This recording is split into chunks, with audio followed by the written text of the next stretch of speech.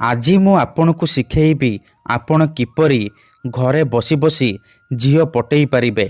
ପଡ଼ିଶା ଘର ସୁନ୍ଦରୀ ଭାଉଜକୁ ପଟେଇ ପାରିବେ।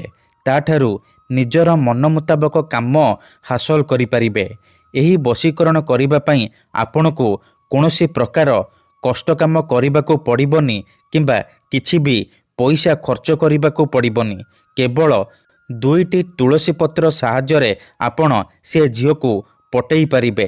ବିବାହିତା ନାରୀକୁ ନିଜ ବଶରେ କରି ତାଠାରୁ ନିଜର ମନ ମୁତାବକ କାମ ହାସଲ କରିପାରିବେ। ଆପଣ ଭାବୁଛନ୍ତି କି ତୁଳସୀ ପତ୍ରରେ ଆପଣ କିପରି ଝିଅ ପଟେଇ ପାରିବେ? ଆଜ୍ଞା ହଁ, ଇଏ ସତ।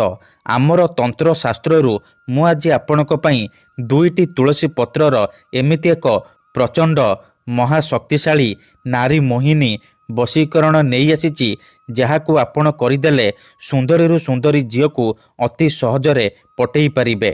କେବଳ ଆପଣଙ୍କୁ ଦୁଇଟି ତୁଳସୀ ପତ୍ର ଆଣିବେ। ତାପରେ ମୁଁ ଆପଣଙ୍କୁ କିଛି ପ୍ରୟୋଗ ବିଧି ଶିଖେଇବି। ଆପଣ ସେହି ପ୍ରୟୋଗ ବିଧିକୁ ଠିକ୍ ଭାବରେ କରିଦେବେ। ତାପରେ ଦେଖିବେ ଚମତ୍କାର।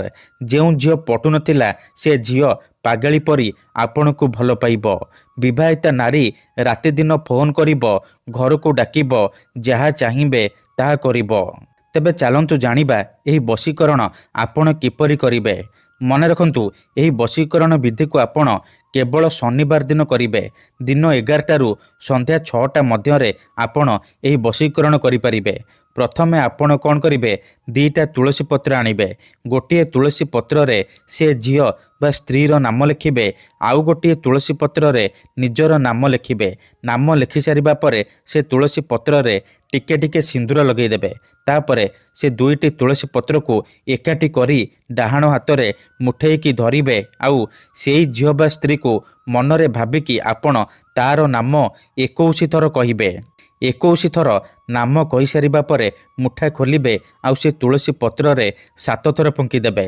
ତାପରେ ସେ ଦୁଇଟା ତୁଳସୀ ପତ୍ରକୁ ଖଣ୍ଡେ କାଗଜରେ ମୋଡ଼ିକି ନିଜ ପକେଟରେ କିମ୍ବା ମନି ପର୍ସରେ ରଖିଦେବେ।